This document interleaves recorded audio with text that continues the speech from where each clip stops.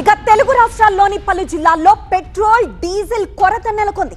ఏపీలోని గోదావరి జిల్లాలు సహా కర్నూలు, నంద్యాలతో పాటు పలు ప్రాంతాల్లో పెట్రోల్ డీజిల్ నో స్టాక్ బోర్డులు కనిపిస్తున్నాయి.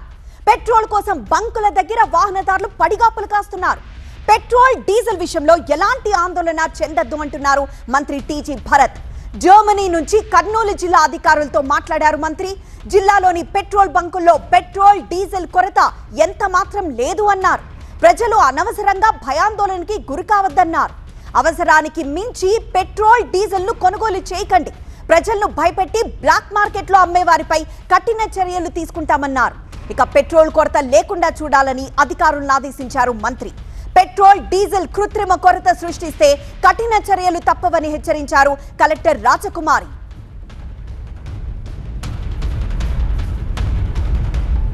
ఇటు తెలంగాణలోని నిర్మల్ జిల్లాలోనూ ఈ రద్దీ కనిపిస్తోంది. భైంసాలోని పెట్రోల్ బంకుల దగ్గర నో స్టాక్ బోర్డులు కనిపించాయి. పెట్రోల్ బంకుల దగ్గర వాహనదారులు పడిగాపులు కాస్తున్నారు. ఒకవైపు జిల్లాలో ఎక్కడా పెట్రోల్ కొరత లేదని అధికారులు ప్రకటనలు గుప్పిస్తున్నారు. మరోవైపు ఎక్కడకు వెళ్లినా పెట్రోల్ బంకుల్లో నో స్టాక్ బోర్డులు కనిపిస్తున్నాయి.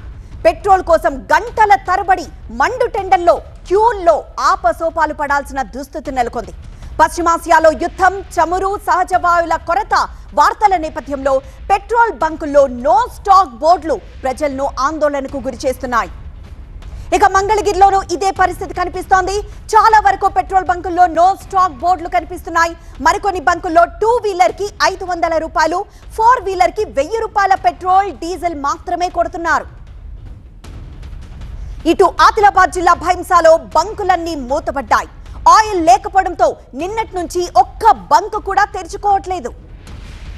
నంద్యాలలో బాటిళ్లలో భారీ క్యూ లైన్లు కనిపిస్తున్నాయి. అసలు బండిలో ఆయిల్ లేక కొందరు, అయిపోయిందన్న భయంతో మరికొందరు కిలోమీటర్ల కొద్దీ క్యూ కట్టారు.